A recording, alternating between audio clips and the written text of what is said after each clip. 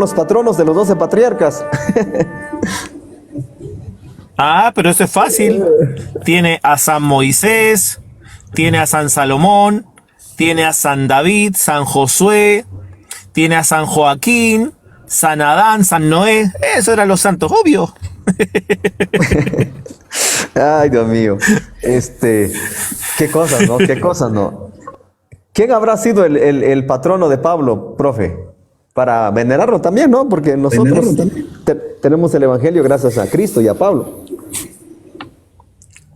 Es que el católico no sé en qué parte del proceso abandona el pensamiento crítico a lo que lee o a lo que le Ajá. enseñan. Porque, o sea, ¿qué parte del católico dice, bueno, a ver, veamos, ¿será así? ¿Enseñaron esto los apóstoles? ¿Se hizo esto en la iglesia del primer siglo? ¿Se hizo eso antes? ¿Era una práctica cristiana? Bueno, si el católico solo usara el cerebro un poquito, no mucho, y fuese un poco crítico, no mucho, solamente un poco crítico, y dijese, bueno, ¿puedo ver a los apóstoles haciendo este tipo de cosas o enseñando este tipo de ritos que mi religión enseña? Y si no encontramos simetría entre lo que la Biblia dice y lo que mi religión dice, está claro que no estoy en la iglesia de Cristo. Totalmente de acuerdo. ¿Qué comentario tiene usted a decir esto? Algunos ahorita están haciendo videos en TikTok y dice que la sola escritura no es bíblica. La sola escritura es diabólica. Y yo digo, ¿de dónde sacan tantas barbaridades? Digo yo. Es que necesita atacar Yo no soy sola escritura, ¿eh? Yo no soy sola escritura porque sola escritura es un término de la Reforma. Para mí es solo Biblia. Porque la idea de la sola escritura no es solo Biblia. La sola escritura para la Reforma es la idea de la perspectiva reformada, los concilios ecuménicos, los patriarcas y la iglesia a lo largo del tiempo, lo que ha dicho más la Biblia. Esa es la idea real de sola escritura. Pero solo Biblia es que nuestra norma y base de fe es la Biblia, el documento sagrado e inspirado, que es distinto a la idea de solo escritura de la Reforma, porque la idea de solo escritura, de decir que es solo Biblia, no es cierto en la praxis reformada. Yo sí soy solo Biblia, lo cual no significa que descartamos la historia, pero la norma de fe, de conducta para saber lo que tenemos que hacer es la Biblia. Y ellos necesitan atacar la Biblia porque si sacan la Biblia como autoridad, ya cualquier cosa es autoridad. Porque ellos sacan a la autoridad oficial, que es la escritura, y traspolan y trasladan esta autoridad al papado y a la iglesia. Entonces, si ellos son la autoridad, ellos son los que dicen qué se debe y qué no se debe hacer. Por eso necesitan sacar, o sea, no es porque sí quieren atacar al argumento de Pablo. Pablo les dice en Gálatas capítulo 1, donde dice, si alguno enseñara un evangelio distinto del que hemos enseñado, sea anatema. Y con esa sola frase se justifica la escritura. ¿Por qué? Porque es la misma doctrina de los apóstoles la que enseña la Iglesia Católica. No, son dos doctrinas distintas. Por ejemplo, no tienen ningún santo. La idea de los santos, como el catolicismo lo enseña, no es parte del documento bíblico. Pero si yo logro quitarle a esta pobre gente y engañarla y decirle que la Biblia no es la máxima autoridad, sino que es la iglesia, que es el sacerdocio, que es la tradición y lo que yo diga, obviamente ya cualquier cosa que esta misma diga es autoridad. Ese es el porqué, mi hermano. Cuando yo digo sola escritura, no me estoy refiriendo a los escritos de los reformadores. Cuando yo digo sola escritura, yo me refiero netamente a la palabra de Dios, porque Jesús dijo, escudriñad las escrituras. Pablo le dice a Timoteo que desde la niñez ha sido las escrituras. En Hechos 17:11 dice que cada día escudriñaban las escrituras para ver si esto era así. O sea, quiero aclarar eso. Cuando yo me refiero solo a escritura, me refiero a la palabra, a la Biblia, la palabra de Dios. No, sí, le entiendo el concepto, pero la frase es de autoría reformada, y para ellos esa frase significa otra cosa muy distinta de la que usted dice, la que yo creo. Ese es el punto. Ah, vaya. ¿Qué le iba a decir? A ver, no me acuerdo, ya se me fue. A veces yo veo en vivos católicos. ¿Qué tan cierto es de que ellos sacan y que según en los catecúmenos, o no sé cómo le llaman esos, que los primeros cristianos históricamente ya utilizaban imágenes y ahí muestran una imagen de una supuesta virgen, a un supuesto Jesús, que ya los primeros cristianos de la primera época ya utilizaban imágenes? ¿Qué tan cierto es? Obviamente ellos acomodan la historia a su sabor y antojo. Sí, a mediados del siglo II y finales del siglo II, producto de que mucha iglesia de los gentiles venía con prácticas idólatras y con la carencia de documentos bíblicos, la fe iba tomando diferentes colores y diferentes formas, sobre todo porque había más persecución. Entonces, en determinados grupos sí empezó la cultolatría, que era culto a los lugares, o sea, donde estuvo tal supuesto santo, se le daba culto ahí. A los objetos, empezó el fetichismo a los objetos, y después de la defensa que se hace al gnosticismo con el credo de los apóstoles, se le empieza a dar relevancia a María posterior a ese credo. Entonces, poco a poco, el espíritu idólatra de la naturaleza humana caída se empieza a ver manifiesto a mediados del siglo II, pero se ve en grupos que se le van a denominar sectas dentro de los movimientos. O sea, no son iglesias oficiales, sino que son grupos aislados de creyentes, típico de las sectas, pero la iglesia no va a tener este tipo de prácticas. Así que ese es el punto. Entonces, tomar algo particular de la historia y hacerlo como algo oficial de la iglesia es una falacia de asociación. Totalmente de acuerdo. Yo seguro que la postura de usted y la mía es la misma. No descarto yo la historia, es importante la historia, pero la historia no es mi base fundamental en cuanto a doctrina. Solamente es para tener conocimiento. En cuanto a doctrina, mi base fundamental 100% es la Biblia. 100%. La historia no es mi base fundamental, simplemente es para tener un poco de conocimiento, a ver qué hicieron los antiguos, qué prácticas hacían, pero mi manual doctrinal 100% la Biblia. No sé si usted cree lo mismo.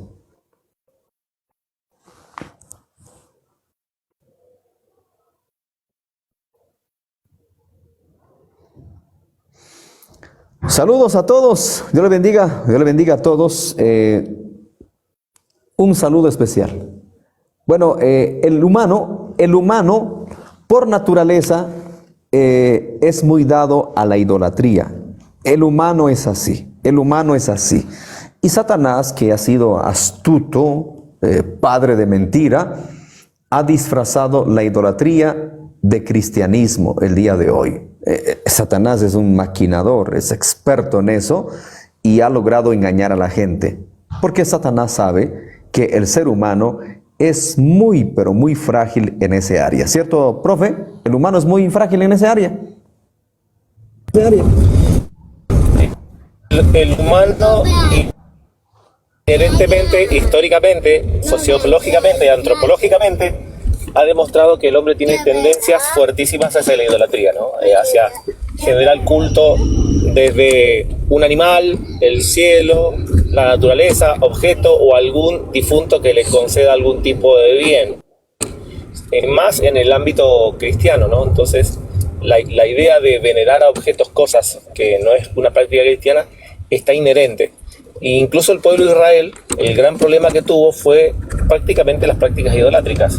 No solo prácticas idolátricas, sino que también prácticas que iban más allá de la idolatría, sino el sacrificio de personas, el marcarse, los rituales. Dentro podemos colocar rituales como zoofilia, rituales como hedonismo. También podríamos colocar otras prácticas como por ejemplo el sacrificio de humanos, que eso va conllevando, o sea, la idolatría, según Pablo, los que se dedican al tema de la idolatría posteriormente serían entregados a una mente reprobada. O sea, entra en un tobogán sin fondo. ¿Por esta? Entonces, y el resultado, o sea, el inicio de la idolatría culmina en cosas muy aberrantes. Y eso se ha visto en diferentes clases sociales.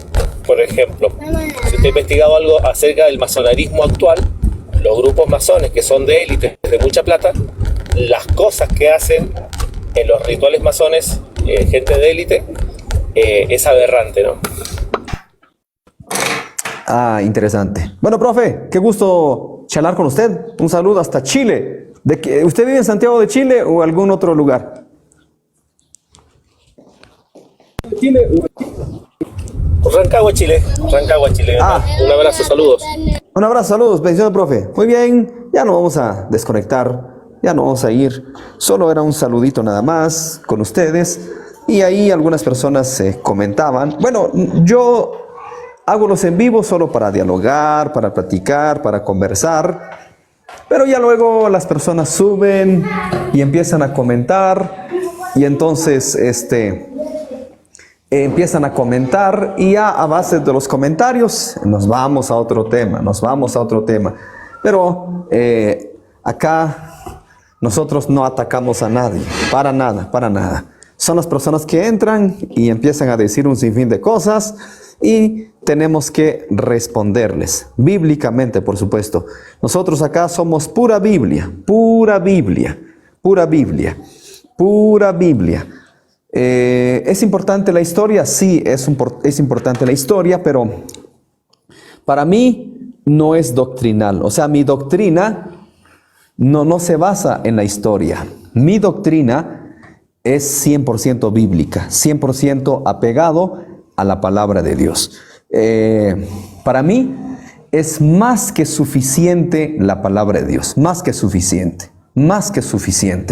Estudiamos qué es lo que practicaban los primeros creyentes, cuáles fueron las enseñanzas que Cristo dejó, qué fue lo que dejó dicho Cristo, y ahí tenemos más que suficiente, porque el ser humano por naturaleza es infiel a Dios.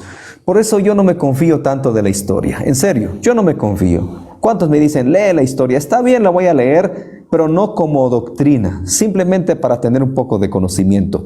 Mi doctrina no se rige por la historia, porque yo sé perfectamente que el humano no es fiel a Dios. Imagínense, desde la temporada de Pablo, muchos ya habían apostatado. Himeneo, Alejandro, Diótrefes, habían apostatado de la verdad. Y supongo que esta gente enseñó cosas erróneas y obviamente dejaron discípulos, dejaron gente con esas enseñanzas erróneas y seguramente se vino. Por eso yo no me confío, yo me confío más en la palabra, en lo que está escrito, aquí. Si aquí está escrito, lo creo como doctrina. Si aquí no está escrito, no lo creo como doctrina. Buenas tardes, ya es buenas tardes. Buenas tardes, son 12 del mediodía con 1 minuto, le damos gracias a Dios. ¿Por qué Lutero se apartó? Yo no soy luterano, soy evangélico, así que a mí no me interesa eso. Averigua tú por qué se apartó. Yo acá tengo la Biblia. No tengo un libro de Lutero. Si yo tuviera un libro de Lutero, entonces podrías decirme luterano. Porque si yo tuviera un libro de Lutero, pero yo tengo la Biblia. Este es mi manual doctrinal, la Biblia, solo la Biblia. Entonces, yo soy discípulo de Cristo. No me preocupa, ni me da, ni me quita tu comentario. Me da exactamente lo mismo. Exactamente lo mismo. Nosotros creemos en el Evangelio. Lo he dicho siempre, si Martín Lutero hubiera inventado el Evangelio, bueno, somos luteranos. No hay discusión. Si Martín Lutero hubiera inventado el Evangelio, que es la doctrina que nosotros profesamos, que es la doctrina que nosotros practicamos, entonces somos de Lutero. Nuestro papá es Lutero. Pero, ¿quién trajo el Evangelio? Seguramente ya lo sabes. Te lo he explicado infinidad de veces. ¿De dónde viene el Evangelio? ¿Dónde nació el Evangelio? ¿Será que lo inventaron los pentecostales, los metodistas, los bautistas, los presbiterianos, los adventistas, los testigos de Jehová, los católicos? ¿Quiénes inventaron el Evangelio o quién inventó el Evangelio? Bueno, no lo inventó nadie. Nació en el corazón de Dios. No es un invento. Es algo que nació en el corazón de Dios. El Evangelio nació en el corazón de Dios. Lo puedes corroborar. Lee Apocalipsis capítulo 14, versículo 6. Apocalipsis capítulo 14, versículo 6. Dice Juan: y vi volar por en medio del cielo a otro ángel que tenía en su mano el Evangelio eterno para ser predicado a todos los moradores de la tierra, lengua, tribu y nación. ¿Dónde vio el apóstol Juan el Evangelio? Lo vio en el cielo, allá en el cielo. Y Cristo Jesús lo trajo a la tierra. Nunca se había predicado el Evangelio de Cristo. Evangelio significa buenas nuevas. Ok, yo entiendo que también hay... Es que mire, honestamente el día de hoy, hermano, uno se tiene que preparar, hermano. En serio. Nosotros los que predicamos aquí en las redes sociales, lo he dicho, tenemos que ser a todo terreno, porque hay una cantidad de enseñanzas. Ahora hay una nueva rama que se llaman raíces hebreas. Y vienen esta gente y dicen, hay muchos evangelios. No, que yo sepa, solo hay un evangelio de Cristo. Evangelio de Cristo. Ciertamente, la palabra evangelio significa buenas nuevas, buenas noticias. ¿Hubo buenas nuevas en el Antiguo Testamento? Claro que sí, pero eso no es el Evangelio de Cristo. El Evangelio de Cristo es uno solo y vino a manifestarse con Cristo Jesús. El Evangelio de Cristo no se les predicó a David, no se les predicó a Abraham, no se les predicó a Isaías, a Joel, a ninguno de ellos se les predicó el Evangelio de Cristo. Ellos vivieron bajo la ley mosaica.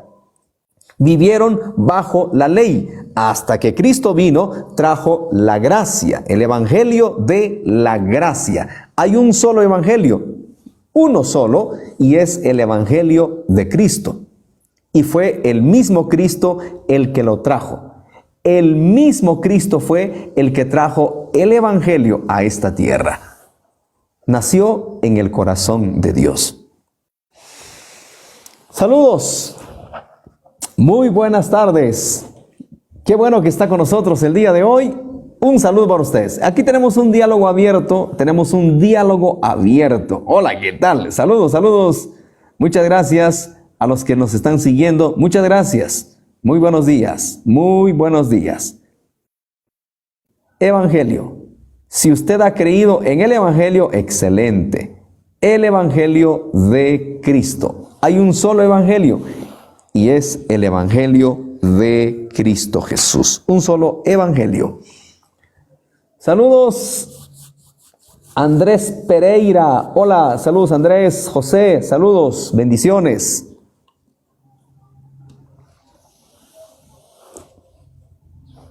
Vamos a leer comentarios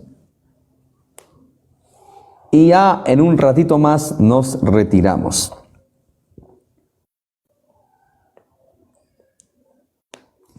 No hay más comentarios, no hay preguntas, no hay diálogos. Bueno, si alguien quiere dialogar, lo puede hacer, puede subir. Hoy de predicador quiero dialogar contigo. ¿Qué quieres dialogar conmigo? ¿Qué quieres dialogar? ¿Qué quieres dialogar? Yo no practico ninguna religión. Yo practico la fe de Jesús o la fe en Jesús, quiero decir. La fe en Jesús, practico el evangelio que Cristo dejó. Evangelio, ¿ok? ¿Me quieres llamar evangélico? No pasa nada, no me molesta. ¿Me quieres llamar cristiano? Igual. Eso es irrelevante. Lo que importa es la doctrina. Yo creo en la doctrina del evangelio.